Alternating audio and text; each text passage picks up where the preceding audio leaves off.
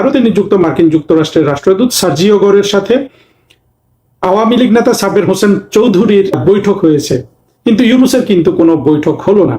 এই বিষয়টার সিগনিফিকেন্স আমাদের একটু খুঁজে দেখা দরকার।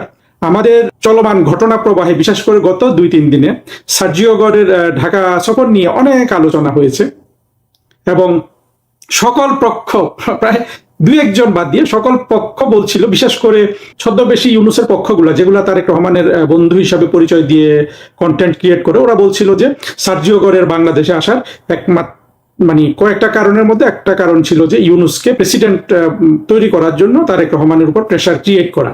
এতে তো কোনো সন্দেহ নাই যে তারেক রহমান আর ইউনূসের মধ্যে একটা আন্ডারস্ট্যান্ডিং হয়েছিল, লন্ডনে নাকি চুক্তিও হয়েছিল যে তারেক রহমান প্রধানমন্ত্রী হবেন, ইউনূস হবেন প্রেসিডেন্ট। এবং ইউনূস প্রেসিডেন্ট হওয়ার জন্য কিন্তু দীর্ঘ হোমওয়ার্ক করেছেন। সেই জুলাই সনদ নামে একটা জিনিস উনি তৈরি করিয়েছেন, অনেক বাংলাদেশের শত শত কোটি টাকা খরচ করিয়ে আলী রিয়াজের মতো চিহ্নিত বিদেশিগুলোকে এবং বাংলাদেশের শত্রুদেরকে নিয়ে এসে হাজার হাজার কর্মঘণ্টা দেশের নষ্ট করে, দেশের সম্পদ নষ্ট করে, দেশের ইনফ্রাস্ট্রাকচার আমাদের মিটিং রুমগুলো নষ্ট করে ফরেন সার্ভিস একাডেমির এইটা তৈরি করা হয়েছিল যে ইউনূস প্রেসিডেন্ট হবে, তারেক রহমান প্রাইম মিনিস্টার থাকবে এবং ইউনূস অত্যন্ত ক্ষমতাশালী প্রেসিডেন্ট হবে এবং প্রেসিডেন্ট প্রাইম মিনিস্টারের মধ্যে ক্ষমতার ভারসাম্য রক্ষা করা হবে। ইউনূস কিন্তু আমৃত্যু বাংলাদেশের বিভিন্ন পদে থাকতে চায়, মৃত্যুর আগে সে আর কিন্তু কোনো ঝামেলায় যেতে চায় না, সে এইভাবে রাষ্ট্রপতি বা বড় কোনো পদ নিয়ে মৃত্যুবরণ করতে চায়। ইউনূসের এই ডিজায়ার কিন্তু ক্লিয়ার হয়ে গেছে এবং সবাই ধারণা করছিল, বলছিল যে সার্জিও গর এসে ইউনূসকে অনেক কিছুর পাশাপাশি ইউনূসকে রাষ্ট্রপতি হওয়ার জন্য তারেক রহমানকে চাপ দিবে। কিন্তু বস্তুত দেখা গেল যে সার্জিও গরের সাথে ইউনূসের কোনো বৈঠক হয়েছে এমন কোনো তথ্য আমাদের নাই, অর্থাৎ দুজনের দেখা হয় নাই বলে আমরা ধরে নিতে পারি। এটা তো আগে কখনো দেখা যায় নাই। এর আগে যখন হিলারি ক্লিন্টন বাংলাদেশে এসেছিল সেক্রেটারি অফ স্টেট হিসাবে, কিংবা মার্কিন যুক্তরাষ্ট্রের আরো এরকম উচ্চ পর্যায়ে যদি কোনো কর্মকর্তা আসে, 2-1 বার অবশ্য তারা ইউনূসের সাথে দেখা করে নাই, বাট বেশিরভাগ সময় ইউনূস কিন্তু তাদের সাথে মিটিং করার সুযোগ পেত এবং তারা ইচ্ছে করে ইউনূসের সাথে মিটিং করতো। আপনাদের মনে আছে কিনা, হিলারি ক্লিন্টন যখন বাংলাদেশে এসেছিলেন, উনি দিল্লি থেকে এসেছিলেন, প্লেন থেকে বের হইতে গড়িমসি করছিলেন, তারপরে ওইখান থেকে উনি প্রাইম মিনিস্টার অফিসে গেলেন, আমাদের ফরেন মিনিস্টার দীপু মনির সাথে মিটিং করলেন, কিন্তু পরের দিন ভোরবেলা দেখা গেছে যে হিলারি ক্লিন্টনের দুই পাশে 2 জন, এক পাশে ইউনূস আর এক পাশে ব্র্যাকের মালিক, এখন মরে গেছেন, এই ফজলে হাসান আবেদ, এই দুটোকে নিয়ে খুব সম্ভবত মার্কিন যুক্তরাষ্ট্রের রাষ্ট্রদূতের বাসায় অথবা ইউনূসের বাড়িতে হতে পারে, আমার এখন খেয়াল নেই, ও এখানে উনি মিটিং করছেন।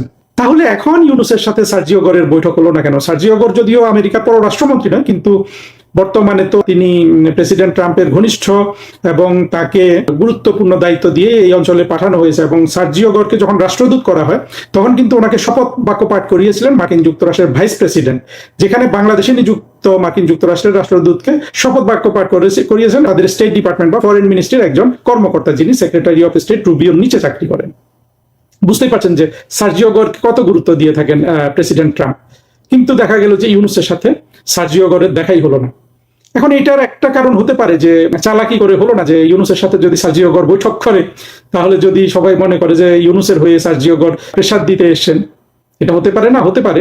কিন্তু আরেকটা জিনিস কিন্তু কেউ ভাবছে না, সেটাও হতে পারে যে আসলে ইউনূসকে মার্কিন যুক্তরাষ্ট্র আর পছন্দ করছে না, এবং আমার মনে হয় ওই জিনিসটা হওয়ারই সম্ভাবনা বেশি। মার্কিন যুক্তরাষ্ট্র আসলে যেটা করেছে বাংলাদেশের সাথে, বিশেষ করে জো বাইডেনের আমল থেকে এখন পর্যন্ত যা কিছু হয়েছে, এমনকি তাদের এই যে সর্বগ্রাসী যে বাণিজ্য চুক্তি, এগ্রিমেন্ট অন রিসিপ্রোকাল ট্রেড, এটাও কিন্তু আমি বলবো যে আসলে এক ধরনের উন্মত্ততা, বুদ্ধিহীন, এটা আসলে কোনো ধোপে টেকে না।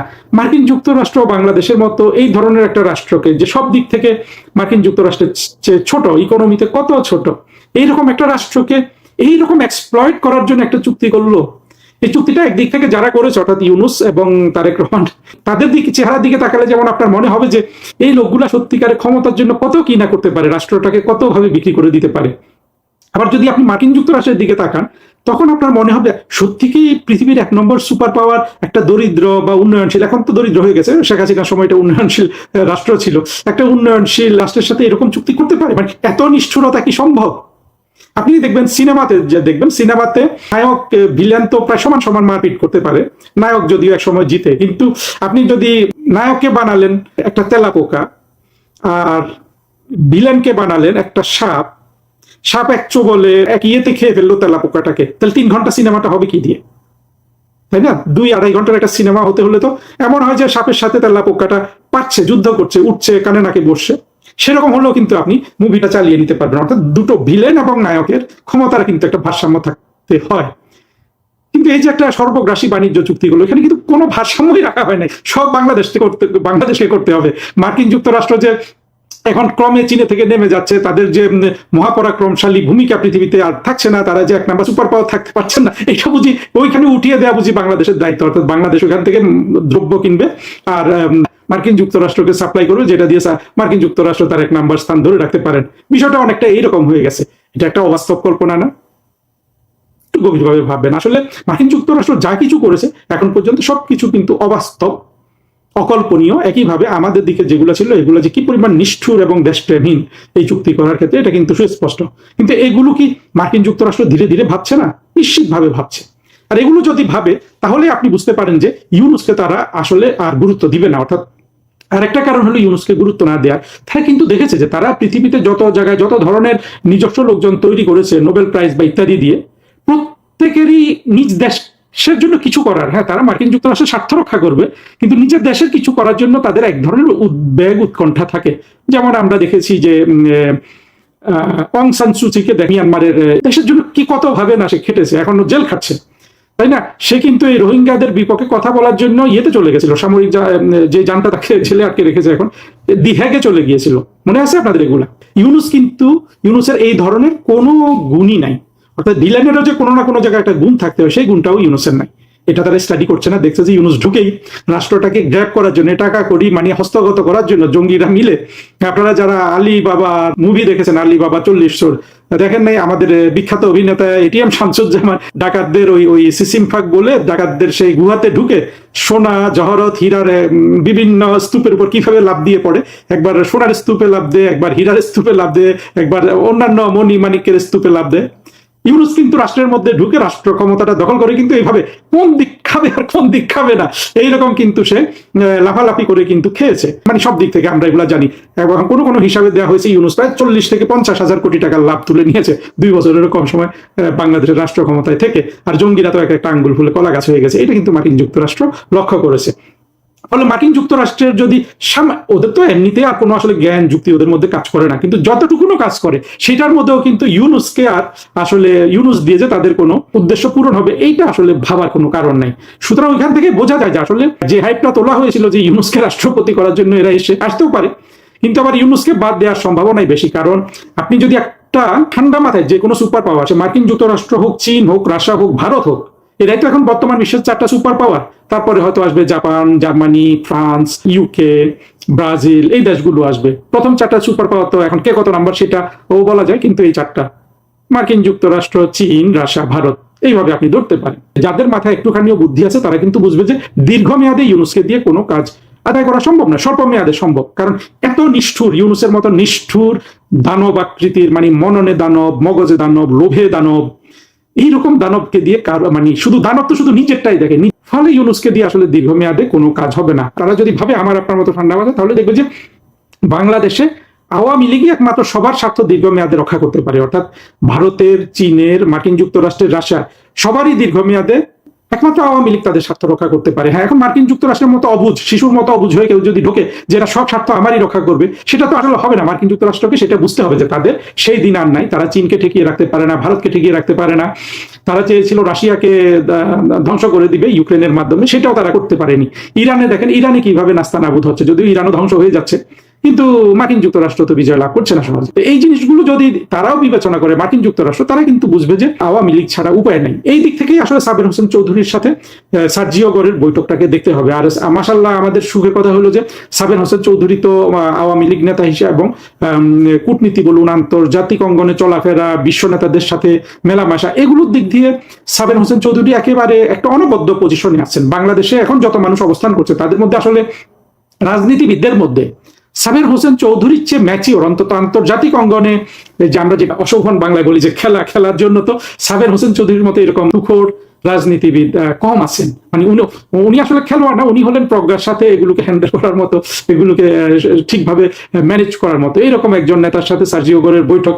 এবং সার্জিও গোর বোঝেন, সাবের হোসেন ঢাকায় উনি যে সার্কাসের মধ্যে পড়েছিলেন, খলিল, তারেক রহমান, আমার অন্যান্য ভিডিওগুলো যদি আপনারা দেখে থাকেন, আমি সেই সার্কাসটা বর্ণনা করেছি, এখানে যাচ্ছি না। সেখানে সাবের হোসেন চৌধুরীর সাথে বৈঠক হওয়ার পরই তো সার্জিও গোরের কিন্তু চেহারা পরিবর্তন হয়ে গেছে নিশ্চিতভাবে। এবং আওয়ামী লীগ ছাড়া আসলে কারো স্বার্থ রক্ষা হবে না, প্রত্যেকটা পরাশক্তি কিন্তু ক্রমে বুঝতে পারছে। অদূর ভবিষ্যতে আপনারা দেখবেন যে বাংলাদেশের বাস্তব অবস্থা বিবেচনা করে প্রতিটা রাষ্ট্র ঘুরে ফিরে আওয়ামী লীগের কাছে আসবে। আর বাংলাদেশের অর্থনীতি যেহেতু তারেক রহমান তুলতে পারছেন না, ইউনূস যেহেতু ধ্বংস করে দিয়ে চলে গেছে, ফলে বাংলাদেশের মানুষও কিন্তু এখন ক্ষুধার জ্বালায় ফিরে আসবেন কিন্তু শেখ হাসিনার কাছে। এখন আর এটা বলার অপেক্ষা রাখে না যে শেখ হাসিনাকে যে উনি যে ডিসেম্বরে আসবেন, সেই ডিসেম্বরে আসার পরে বাংলাদেশের কি পরিস্থিতি হবে, ততদিনে মানুষ আরো বেশি ক্ষুধার্ত হবে। তারই পরিপ্রেক্ষিতে কিন্তু মার্কিনীরাও যে প্রস্তুতি নিচ্ছে তার একটা প্রমাণ হলো সাবের হোসেন চৌধুরীর সাথে এই সার্জিও গোরের বৈঠক। এই জায়গায় আমি যেটা দেখতে পাচ্ছি, বাস্তবে যেটা দেখা গেছে যে গোরের সাথে ইউনূসের দেখাই হয়নি, ফলে আসলে ইউনূসকে তারা যে তাদের খাতা থেকে বাতিল করে দিয়েছেন এইটা বোঝা যায়। তবে পরিপূর্ণভাবে বোঝা যাবে তারেক রহমান সাহেব তার রাষ্ট্রপতি পদে নমিনি দেওয়ার পর। কারণ তারেক রহমান যদি ইউনূসকে রাষ্ট্রপতি না করেন আমরা তো খুশি হব, কিন্তু এটা তো আবার এক ধরনের চুক্তি ভঙ্গ হয়ে যায়, তাই না? সেটার জন্য আবার তারেক রহমান সাহেবকে কোনো না কোনো পর্যায়ে তো কাফারা দিতেই হবে। সব মিলে আমাদের জন্য আসলে অনেক কিছু দেখার আছে। আপনি দেখেন তারেক রহমানের সামনে বিপদ, ইউনূসের সামনে বিপদ, জঙ্গিদের সামনে বিপদ। এখন আশার আলো এবং সুখের পথ, আলোর পথ কিংবা ভরসার পথ শুধু আওয়ামী লীগের সামনে। অর্থাৎ সামনের দিনগুলো বিএনপি এবং 24-এর জঙ্গি কোয়ালিশনের জন্য যতটাই কঠিন, আওয়ামী লীগের জন্য কিন্তু ততটাই সহজ। হ্যাঁ, এই কথা শুনলে অবশ্য জঙ্গিদের পক্ষে অনেক বিশ্লেষক বলে যে যখনই শেখ হাসিনা আসার কথা আসে ওরা সবাই কিন্তু এক হয়ে যায়, অর্থাৎ বিএনপি, জামাত, এনসিপি, হেফাজত, তারা এত সবসময় এক। কিন্তু সেনাবাহিনী কি তাদের পক্ষে আর থাকতে পারবে? অতীতে তো এমন কোনো উদাহরণ নাই যে সেনাবাহিনী এরকম পরিস্থিতিতে দুর্বলের পক্ষে ছিল। আর সেনাবাহিনী যদি আজকেও যদি এই বিএনপি, এনসিপি আর জামাতের কাছে না থাকে, তাহলে তো বাংলাদেশ আওয়ামী লীগের জন্য 1 ঘন্টার ব্যাপার পুরো বাংলাদেশে তাদের কর্তৃত্ব প্রতিষ্ঠা করার জন্য, তাই না?